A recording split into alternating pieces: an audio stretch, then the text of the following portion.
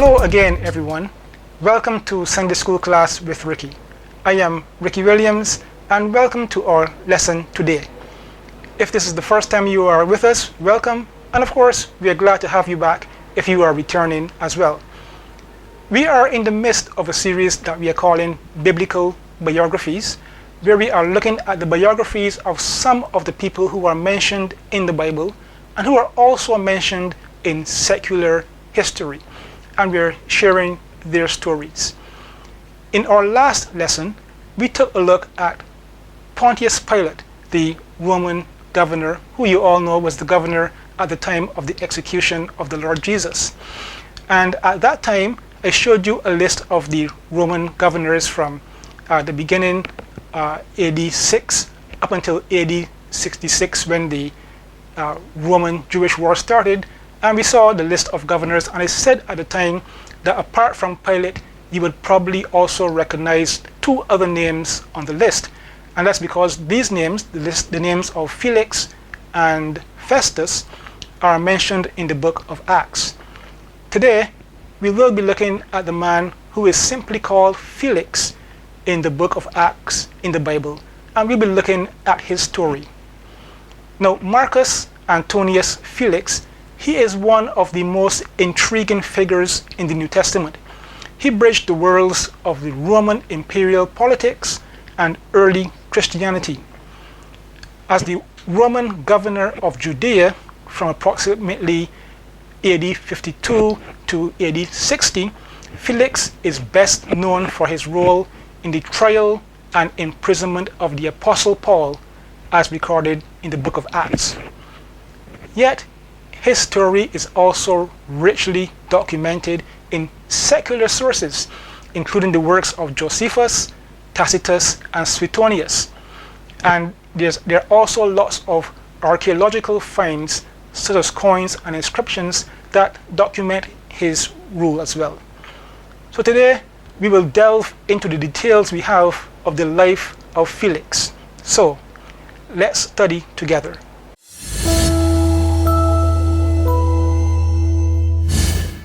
So just to give you a bit of a recap on the historical context about this particular time, after the deposing of Herod Archelaus in AD 6, Judea came under the direct administration of a series of Roman procurators who were appointed by the emperor.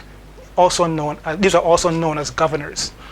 So the procurator or governor, he held significant military and judicial authority, including the power of capital punishment, and was responsible for maintaining order, collecting taxes, and generally overseeing legal cases. The Roman seat of government was in Caesarea Maritima, often just called Caesarea in the Bible, which was a cosmopolitan city on the Mediterranean coast. Now, this period was marked by frequent unrest, ethnic tensions between the Jews and the Gentiles, and the rise of radical groups such as the Zealots and the Sicarii. The Roman procurators were often viewed as being corrupt and indifferent. They were exacerbating local grievances and contributing to the conditions that would eventually lead to the Jewish revolt in AD 66. So Felix now, as we come to him, he was preceded by a man called Ventidius Cumanus, who reigned from 48 to 52 as governor, and then he was succeeded by Porcius Festus from 60 to 62. Again, Festus is also mentioned in the book of Acts. So Felix's reign is generally dated from AD 52 to AD 60, although in some sources there are some slight variations, but it's generally around those dates.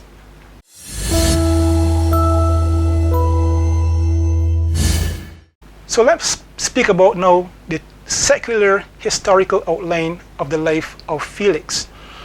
Felix was originally a slave, likely of Greek origin. He served in the household of someone called Antonia Minor, who was the mother of Emperor Claudius. So you can see he was already close to the seat of power, even though he was a slave. Eventually, he became freed from slavery. He took the name Marcus Antonius Felix.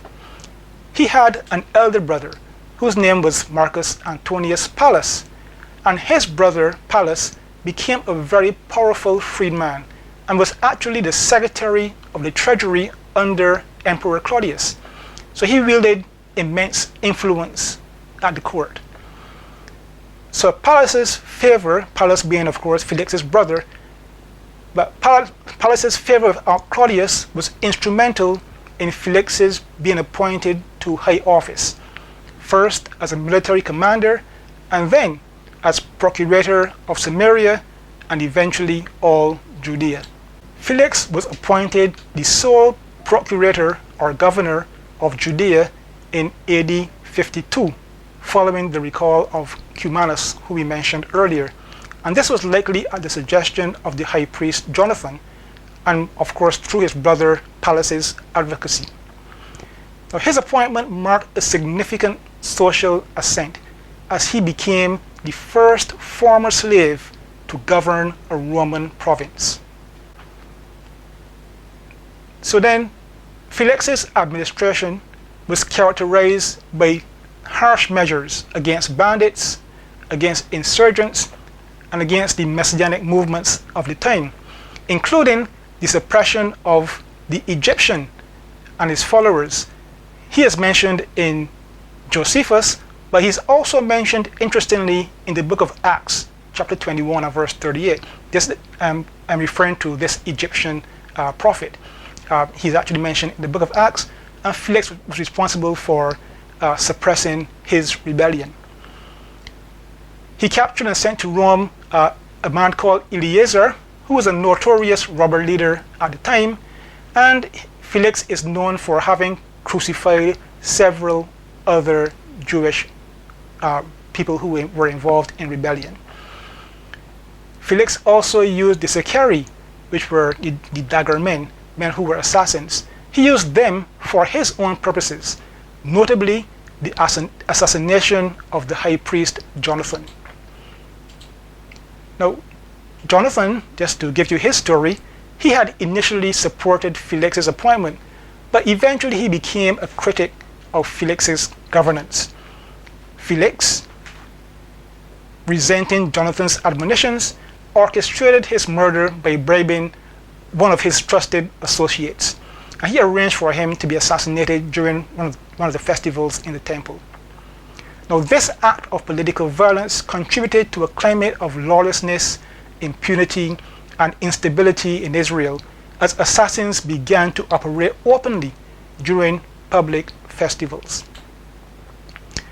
Now, Felix had intervened in a number of violent disputes between the Jews and the Syrians in Caesarea, but he often sided with one group or the other, and he did so by using excessive force whenever he did, which of course only made matters worse, led to further grievances, and eventually led to complaints to Rome about his handling of these situations. Under his administration, there was an increase in social and religious tensions, with frequent outbreaks of violence and the rise of revolutionary movements. Felix's rule was also marked and was notorious for its corruption, including the acceptance of bribes and the exploitation of his office for personal gain. Tacitus, that well-known Roman historian, described Felix as being a master of cruelty and lust, who exercised the powers of a king with the spirit of a slave.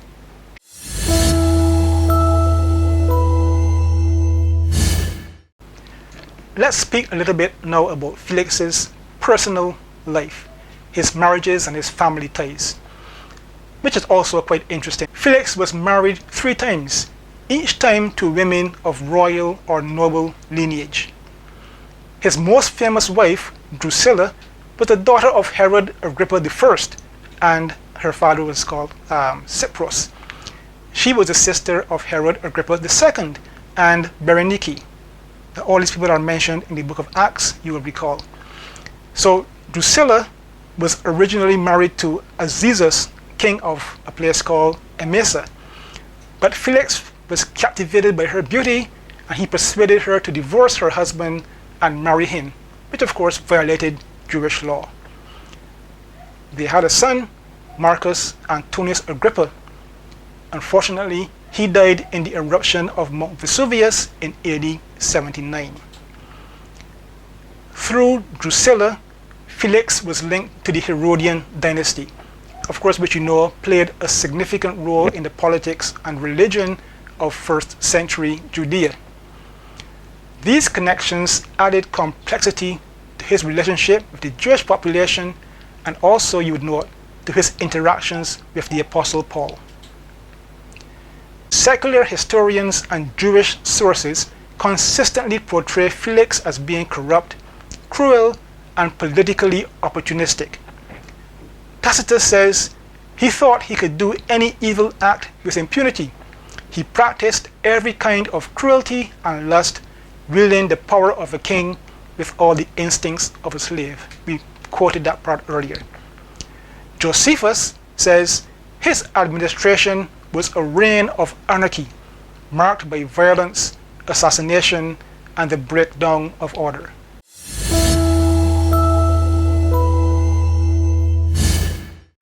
Now we come to the most well-known, or the most interesting maybe, part of the story of Felix, which is the part that we find in the Bible in the book of Acts.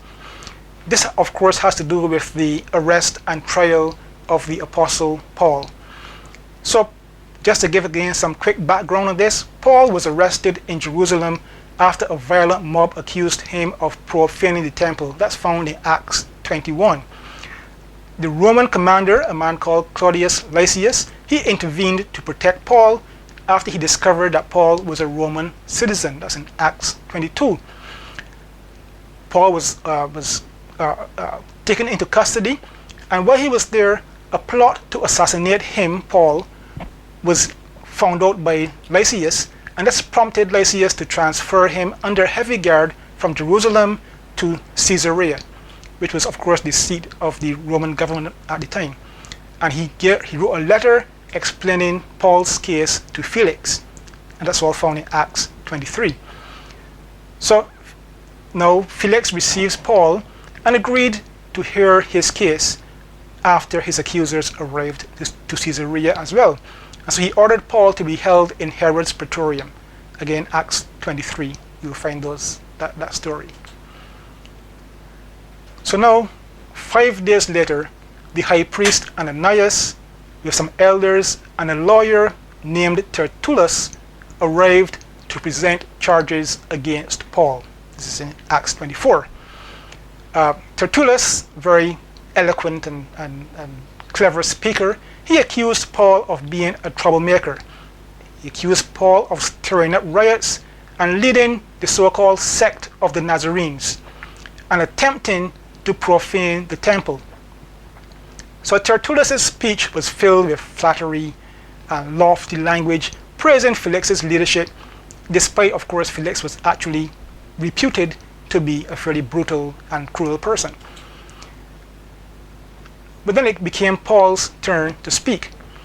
And Paul, as you will see in the book of Acts, respectfully acknowledges Felix's authority, but he denied all charges against him, emphasizing his own peaceful conduct and adherence to Jewish law. He admitted, however, to following the way, which was how they referred to Christianity at the time. And he admitted to believing in the resurrection, which was a hope shared by many Jews. Paul asserted his own clear conscience before God and man, and pointed out the absence of his original accusers from Asia. And this we found in Acts 24 as well. So at this point, Felix has been presented with all the arguments, and he is supposed now to deliberate and give some kind of judgment. But Felix decides he is going to delay any decision. And he, even though Paul described him as having a more accurate knowledge of the way, decided that he was going to adjourn the proceedings, stating that he will decide the case when Lysias arrived. And so Paul was kept in custody but he was granted some freedoms, with friends being allowed to visit and to attend to his needs. Now, after some days, Felix now, accompanied by his wife Drusilla, who we mentioned before was a Jewish person, Felix summoned Paul to hear him speak about faith in the Lord Jesus Christ. This is Acts 24. And we're told there that Paul preaches a sermon, and he spoke about righteousness, self-control or temperance, and the coming judgment. Felix, hearing this message, became afraid, and he dismissed Paul, saying, "Go away for now. When I have a more convenient time, I will call for you." This is in Acts 24:25. The King James Version says, "When I have a more convenient season, I will speak to you." So that was his decision at the time, to delay making any determination. But we're told there by Luke, the author of Acts, that Felix hoped that Paul would offer him a bribe for his release. And this, of course, ties into what we said before about Felix being a corrupt person and using his position for his own personal wealth. So he sent for Paul very often, and we are told he conversed with Paul from time to time. We do not know the results of those discussions, but we are told that there were a number of discussions between Paul and Felix. However, Paul remained imprisoned, and he is kept there for 2 years under Felix's custody, even though people seem to have thought, including Felix, that he was innocent of any crime. But then Felix's term of leadership came to an end, and he was succeeded by Porcius Festus, and Felix left Paul in prison, wanting to do the Jews a favor. And that is the last time we hear about Felix in the book of Acts.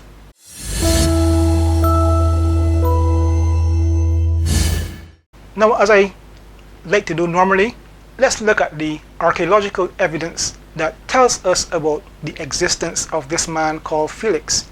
Now, there are a number of coins that were minted during Felix's tenure, and these have been discovered. They bear inscriptions in Greek and symbols such as palm branches and shields and spears, often referencing the reigning emperor. And in the case of Felix, it would either have been Claudius or Nero. These coins provide tangible evidence of the administration of Felix and the integration of Roman and local iconography in his provincial governance. Now, how did the reign of Felix end? We're told that Felix was recalled to Rome around AD 60 after complaints from Jewish leaders in Caesarea about his misrule and brutality, which we've referenced a couple of times already. He narrowly escaped punishment for his actions due to the continued influence of his brother Pallas with the emperor Nero. But Felix's misrule and brutality are widely regarded as contributing factors to the growing unrest that culminated in the Jewish revolt of AD 66, which ended in AD 70. His failure to maintain justice and order and his willingness to exploit divisions for personal gain left a legacy of resentment and instability. He is noted as having a relatively accurate understanding of the way, or Christianity, possibly due to his years in Judea and his marriage to the Jewess Drusilla. His curiosity about Paul's message was genuine, it appears, but his motivations were mixed with self-interest and political calculation. When Paul preached, Felix feared upon hearing about judgment, and it reflects a conscience in him, and which is troubled by Paul's preaching. Yet, he procrastinated, delaying any personal or even a judicial decision. And of course, his repeated summoning of Paul was driven by hope for a bribe rather than any real spiritual conviction. Felix's decision to leave Paul imprisoned was a calculated move to appease the Jewish leaders and so maintain political stability. even though this was done at the expense of justice.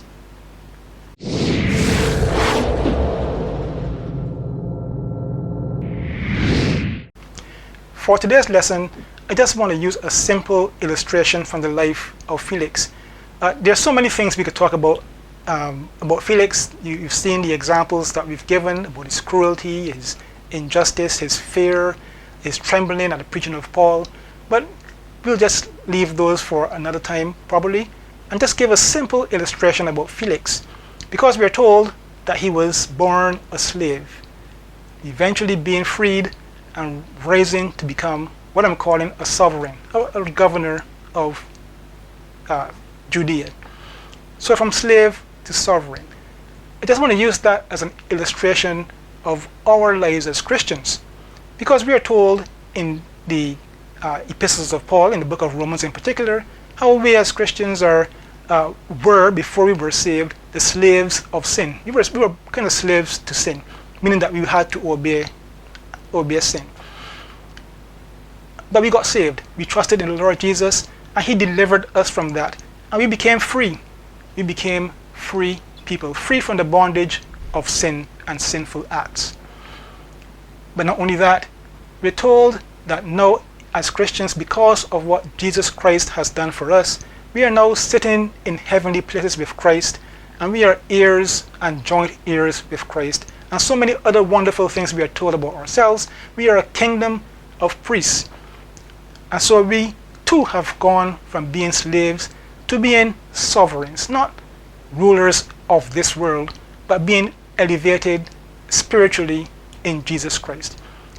And this is an illustration of what the Lord has done for us as Christians. And we may not always feel that way because of our particular circumstances of life. Things may not always go the way we want. And we don't feel as though we are sovereigns. We don't feel as though we are part of a kingdom of priests and kings and priests and so on. But we're certainly not slaves anymore.